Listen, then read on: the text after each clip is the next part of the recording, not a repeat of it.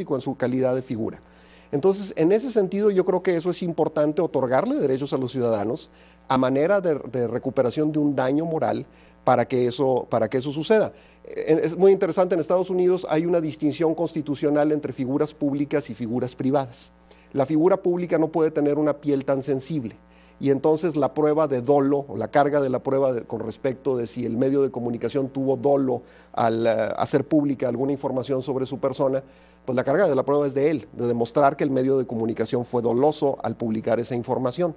Sin embargo, al revés, cuando es un ente privado, pues ahí no opera esa misma carga de la prueba. Entonces, esa distinción de figuras públicas y privadas que sucede en Estados Unidos creo que es muy sano, porque a mí me preocupa que en México se esté usando, por ejemplo, el daño moral, que ya existe en el Código del Distrito Federal, pues la haya usado Marta Fox, por ejemplo, en detrimento de una periodista. Yo creo que debería ser asequible precisamente a todo mundo, en virtud de los contenidos de los medios de comunicación, y esa también es una materia de cultura de la legalidad, que sepamos que hay esos recursos legales y que podemos eventualmente usarlos en contra de los medios de comunicación si creemos que hay contenidos que nos afectan. Entonces yo creo que eso es precisamente lo que hay que promover, derechos de los ciudadanos con respecto a los medios de comunicación, sin caer en un esquema en donde la libertad de expresión se merme. Yo creo que es muy importante en ese sentido también en la cuestión de los contenidos, y ahí sí es la autorregulación, esta cuestión a la que se refería Francisco hace un momento, que es la cuestión de la espectacularización de las noticias. Estamos pagando, por ejemplo, un caso que de otra manera sería completamente justo, que es el de Florence Cassés, y que se nos está reclamando por los franceses como si fuera una injusticia, precisamente porque se usó un método espectacular para dar a conocer su arresto, un montaje mediático innecesario, creo yo. Yo me pregunto cuántas veces los medios de comunicación no hacen más que énfasis en la persona que es arrestada y luego no siguen qué pasa hasta el momento en que es juzgado y condenado. Nadie sabemos, o en muy pocos casos sabemos, cuándo alguien que es arrestado después es juzgado y condenado. ¿Cuántas veces los medios de comunicación sacan un gran escándalo y denuncian corrupción y luego no pasa nada? Eso me llama muchísimo la atención. Cualquier cosa que publique el New York Times, por ejemplo, en Estados Unidos sobre un funcionario público, implica su renuncia o su licencia al día siguiente. Aquí no pasa absolutamente nada, porque los medios de comunicación no se apoyan entre sí para que pase algo. Yo creo que eso es muy importante y es un buen mensaje. Y por último, la ética y la cultura de los reporteros y de los presentadores de la televisión y de los medios de comunicación es muy importante. Yo noto, con todo respeto, una falta de cultura general en muchos aspectos y una falta de cultura jurídica que me preocupa a mí de manera especial por mi formación, en donde se habla con demasiada ligereza de algunos asuntos y aparte se habla muy mal y con un lenguaje por demás inadecuado. No nada más no estamos propiciando la cultura de la legalidad, sino que estamos propiciando la incultura, ¿no? Entonces esos aspectos es importante, pero yo sí quería resaltar eso de que la parte regulatoria a la que bien nos referíamos hace un momento debe ser una que otorgue derechos a los ciudadanos, no a un Estado represor. Yo creo que eso es muy relevante. Sí, claro. Intervenir y coincido plenamente con esta cuestión de esta tensión entre libertad de expresión y necesidad de que los medios se autorregulen o que el Estado los regule o que los ciudadanos tengamos capacidad de regularlos a través de demandas o a través de presiones. Pero ahorita no hemos dado mucho énfasis a esa libertad de expresión que se dijo en el primer segmento, que es preferible que haya que sobre y no que falte.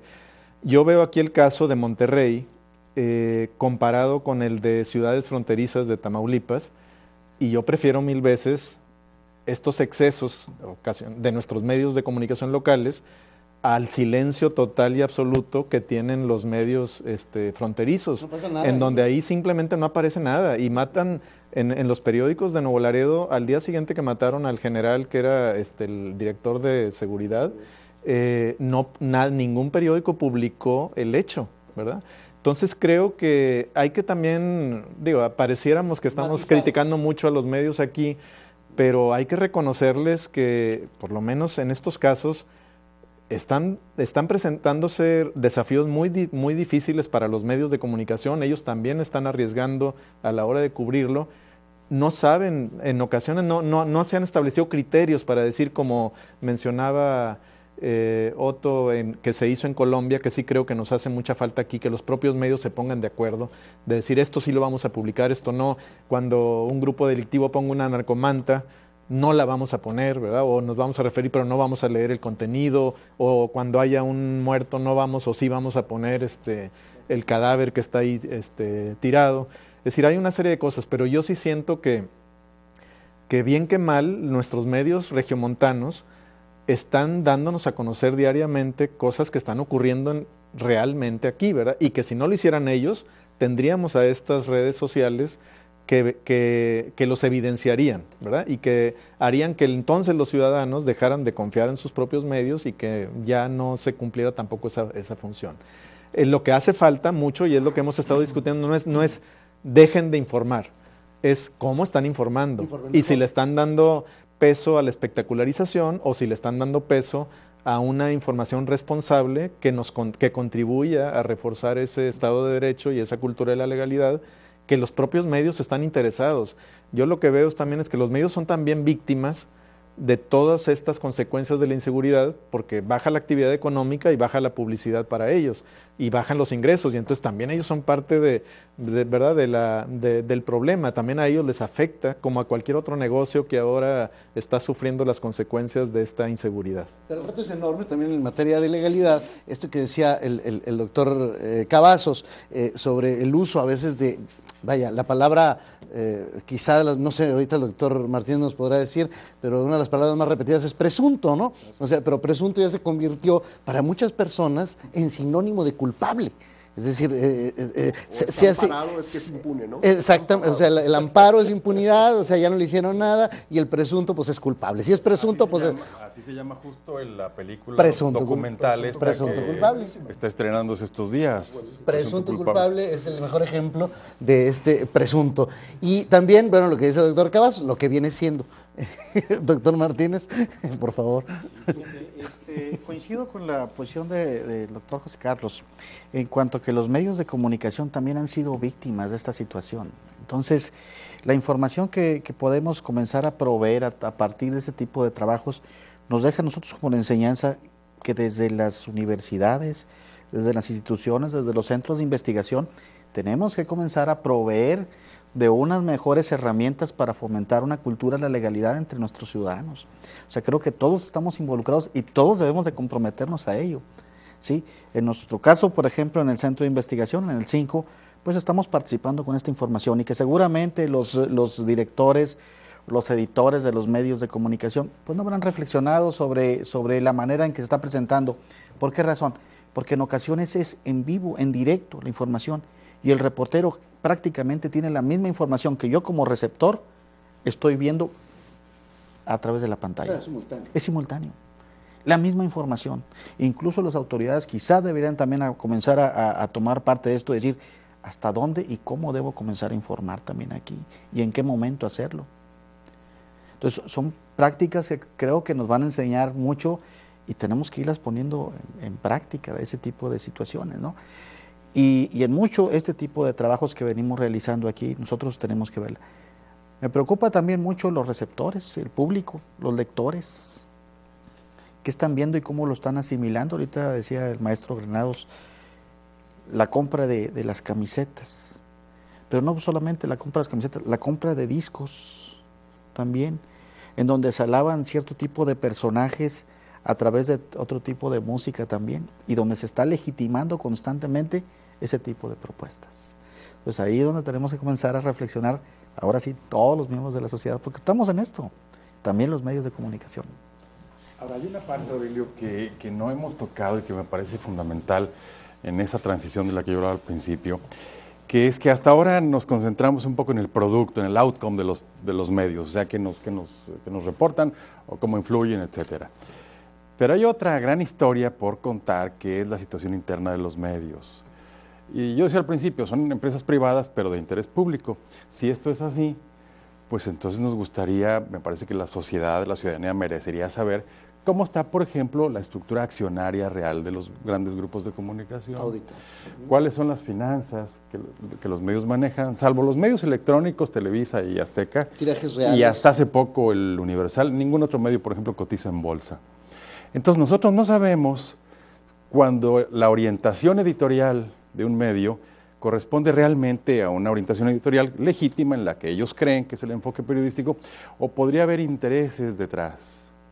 Y esa es una información que desafortunadamente no tenemos al alcance de la mano. Yo diría que estamos absolutamente en pañales al respecto.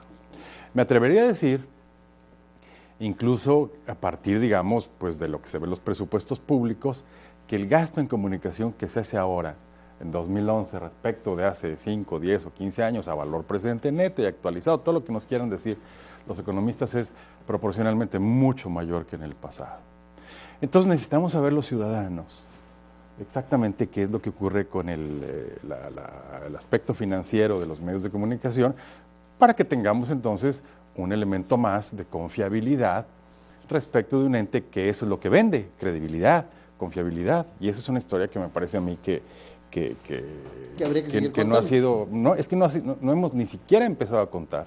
Y pensar también en estos datos, producto también de los dineros que salen públicos para las pautas del gobierno hacia ciertos medios. Sí. Me refiero más los privados, ¿no? Pero los privados están un poquito más claros, porque cuando un retailer, una tienda de departamentos, contrata una plana, pues ya sabe que lo hace más o menos con base en ciertos tirajes, el segmento al que le quiere llegar, etcétera.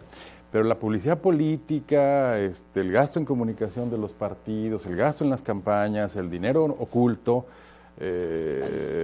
ahí hay verdaderamente un universo que nos espantaría si supiéramos las cifras reales documentadas en esa dirección. Por lo pronto se la dejamos para que se las imagine ustedes, esas cifras que nos habla el maestro Granados Roldán. Y desde luego, bueno, como siempre lo hacemos a nombre del equipo que hace posible que Opción Múltiple llegue hasta usted todos los domingos. Le agradecemos la presencia en esta mesa a nuestros invitados, lamentando tenernos que ir, pero bueno, el tiempo se nos agota. Al maestro Otto Granados Roldán, director del Instituto de Administración Pública del Tecnológico de Monterrey. Maestro, gracias por habernos acompañado. Gracias, Aurelio.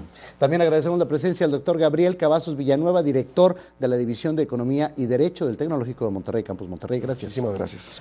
Al doctor José Carlos Lozano Rendón, director del Centro de Investigación en Comunicación e Información del Tecnológico de Monterrey. Gracias, doctor. Gracias a ti, Aurelio. Y al doctor Francisco Martínez, profesor investigador del Centro de Investigación en Comunicación del Tecnológico de Monterrey, Campus Monterrey. Muchas gracias, Aurelio. Y desde luego le agradecemos a usted la gentileza en habernos recibido, recordándole como siempre que aquí todos los domingos en Opción Múltiple aprendemos algo nuevo y que nos vemos el próximo domingo.